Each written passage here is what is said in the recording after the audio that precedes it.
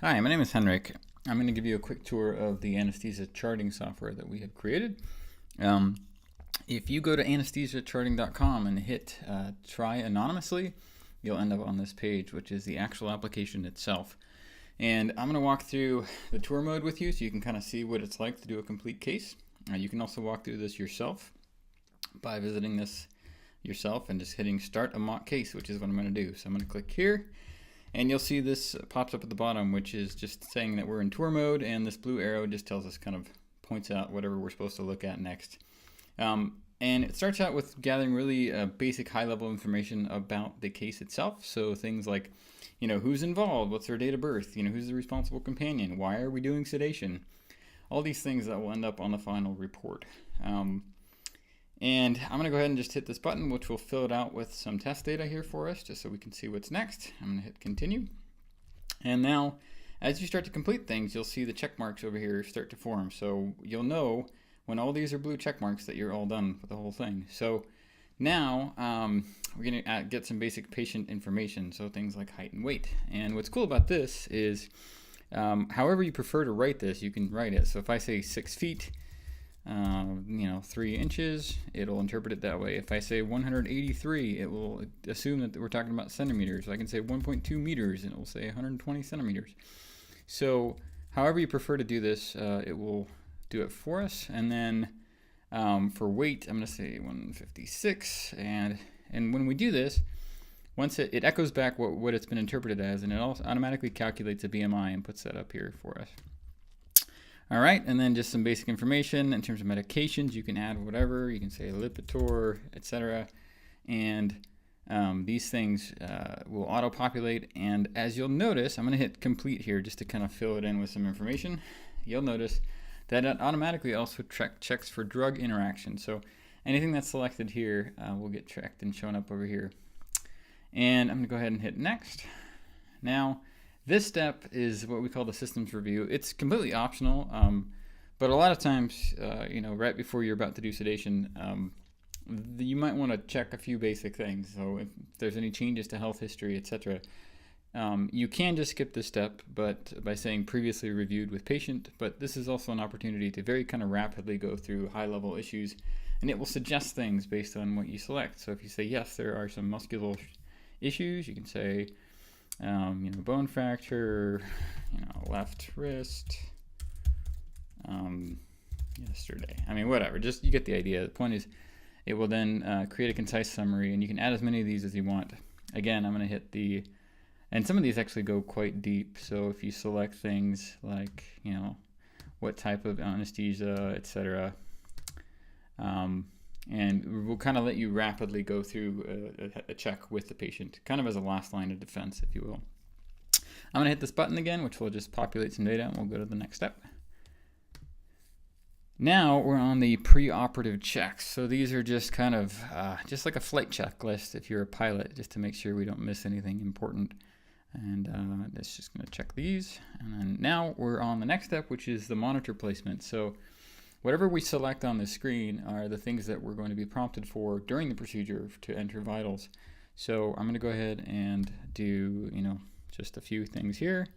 Go to the next thing. And now we're at the physical assessment of the patient. So this is kind of help figure out what sort of risk level we're dealing with here. Obviously, ultimately, that determination is on you as the provider, but we try to give some helpful hints. For example, weight distribution tends to affect breathing. So even if they're a normal BMI and all the weight is above the waist, there can be problems with breathing. And so we try to show some helpful warnings for that. Again, those are not things that show up on the final report. That's just to kind of help you as a provider keep in mind, like, hey, it's things to be aware of, right? I'm going to go ahead and complete for now. Some of these are optional. Some of them are required. Okay, I'm going to go next. And this is IV access. So just, where are we putting the IV? Which side, which location, how is it secured, etc. I'm going to hit go to next. And now we're on the drug draws page. So what this is for is to specify the drugs that you're drawing up ahead of time. And the reason we have you do this is we can automatically calculate waste. And plus, that's also how a lot of people actually do it in procedures. They'll draw up drugs and put them in syringes next to the patient ready to give during the procedure. And so the idea is you can select drugs here, and then you can adjust, how much of each of these things you're planning on drawing up. And then we also keep a running total over here. I'm going to go ahead and hit draw as completed. You'll see how these get used later. And now it's time for gathering initial vitals. So we're just gathering kind of a baseline for where we're starting here before the procedure begins. And you'll see it asks for everything that we selected on that monitors page. And these you can kind of push and hold to quickly adjust what their starting rate is. And when you're ready, you just hit record. Okay. Now, what are we starting them on in terms of inhalation? Are we doing nitrous oxide, oxygen? Or are we starting them on room air? I'm going to specify some oxygen here. And then now this is the kind of the actual administration of the IV drugs. So we're going to go ahead and start out here by giving some Versed. I'm just going to select an amount and hit record. And you'll see at this point, this kind of kicks off the procedure. You see the top turns green here. The duration of the procedure is being counted here every second. And you'll also notice on the chart here, these are the drugs that we've drawn and the ones that we've administered. And it shows everything that hasn't been used yet is shown as wasted. As you give more doses, say I draw some of this, I give it, you'll see them show up here. The circles also are relative in size to the previous dose. So not from drug to drug, but from different, for doses of different sizes of the same drug. So if I go ahead and give some more Versed, I'm going to go, you'll notice that there's a bigger circle now, and then the previous one is little. And they're both stacked on top of each other because in the timeline we did them quickly, but this red line moves across the screen as the procedure goes on, the red line specifying the current time. So you see all the times are always tracked for you. So if you track drugs as you're given, then you'll end up with a final report that's ready to go and no need to fill in missing information. Okay, so every 5 minutes we have to record vitals, and so what we're going to do is I'm going to hit this button, which will fast forward to the next checkpoint. You'll see here we're going to pretend the time speeds up a little bit. The red line starts to move until it gets to the next checkpoint, and you hear that beep. And at this point, we call this the status bar here at the top. So at this point, we can say go to vitals, and the status bar tries to give you shortcuts to the things that you're most likely to need to do at that moment. So if vitals are due, then you get a button there that says go to vitals. And you'll notice here that there's a new checkpoint that has been created, and now you're asked to input vitals. But this time, since this is a 5-minute checkpoint, there's actually fewer things that are required every 5 minutes. So there's certain things that are required every 15, and some that are required every 5, right? So, and these always start with a value from the previous checkpoint. So you'll notice that it starts at 85, then 16, which is what I set it on. And then hopefully the idea is you can just make a few small adjustments and hit record. So that's how the procedure continues. You can jump back to these pages whenever you want. You can draw more drugs. For example, if you run out, if you try to draw more than you have available, it says not enough drawn. So then you can go back to the drugs page here and draw some more Versed and record another draw, right? So I'm going to do that. You have the running totals over here. I'm going to hit draw.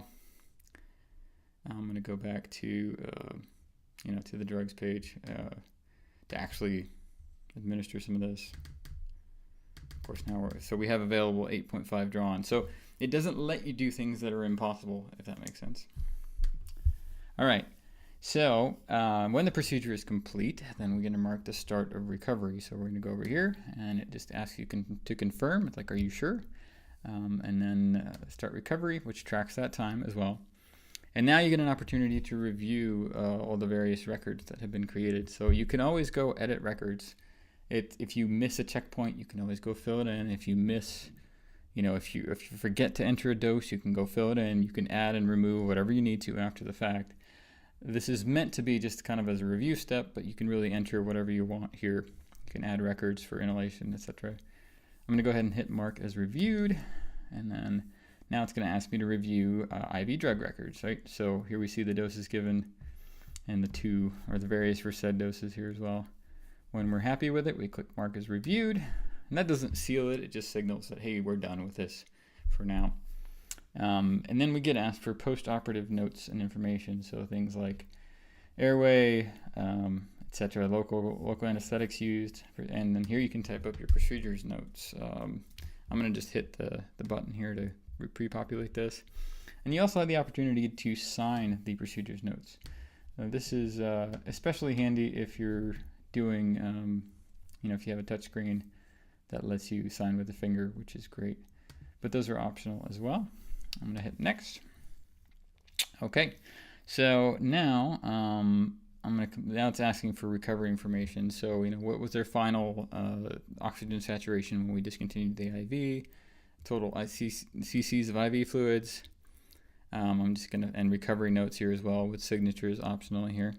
I'm gonna hit complete, and then I'm gonna go ahead and just track discontinuation of vitals. At the point where we do this, it will no longer ask us for vital checkpoints anymore. This is the PADS score. So PADS is short for post-anesthesia discharge score, which is just a common scoring system for kind of determining general fitness in terms of readiness for discharge. And it's based on start and finish vitals as for part of the score. So we go ahead and calculate that for you, showing you the start and end scores and the delta for any one of these, which gives you a point. So if they're within the range, what's considered normal range, then you get 2 points for that. And then, whether they're oriented, whether they can walk steadily, whether they use the restroom, etc. Each thing gets points here, and the goal is to kind of get to 9 or above. Ultimately, this is just meant to be guiding. It doesn't enforce that, they had to go to the bathroom and drink, right? But, that just kind of gives you an overall assessment of their readiness. And then I'm going to go ahead and say click complete recovery. So at the point where recovery is complete, we can track that as well. Again, clicking this button timestamps it at this time. But we always have the option of editing all these times. So as you'll see here, we're down to the review timeline section. So here we can actually go adjust these times, but it won't let you do things that don't make sense. For example, you can't, you can't start the recovery before you start sedation. Like it stops. It won't let you do it, right? So the idea is it helps you not create an impossible timeline, but you can always adjust everything that you need to. I'm going to go ahead and mark as reviewed. I'm going to say add signature. Save, and there it is. So now I can click download PDF. That's the only thing left. So here we get a review of what the report is going to look like. We can check to make sure everything looks good. We can hit hide preview and go back and edit anything we need to. At the point where we're ready, we're just going to hit download PDF. We wait for a little bit, and it will prepare and download a PDF for us of this report. This takes just a second, but then you are all set. So at this point, you see this is the generated PDF. We can save it. We can either attach it to our existing EMR system, we can send it somewhere, etc. Or you can even print it if you want, if you do want a paper copy. But it just has a nice concise summary of everything that happened in a very legible format. Unlike a lot of handwritten charts, you're not going to have legibility issues with these. The charts are very detailed because they're very precise. And so, you're not going to have issues with insurance saying, oh, I can't read whatever, because it's actually just generated by a computer, right? And then at the point where you're done, the whole idea here is that we don't store patient data. We're not an EMR system. We just help you create the record, and then you flush the data from our app. And this stuff is always saved locally. The patient data never gets stored on our servers ever. But it's interesting to note here that even if I refresh at any point, we always pick up where we left off. Even if I close the browser and start it over, same thing there. And then at the point where we're ready, we're happy, we have our PDF, we just say reset for next case. It says, are you sure? Did you save your PDF? This will delete all patient data and reset the app. Once we're ready, we go yes. And that's the end of the tour. Now it gives you the option, hey, you want to sign up for the free trial, which if you're watching this and you do sedation, this is when you push sign up for free trial. It gives you a 30-day free trial with no credit card required, so you can actually run this on some real cases. If you're happy with it, if you like it, at the end of that 30 days, it's $119 per month to subscribe. I hope you enjoyed this tour. Thanks a lot.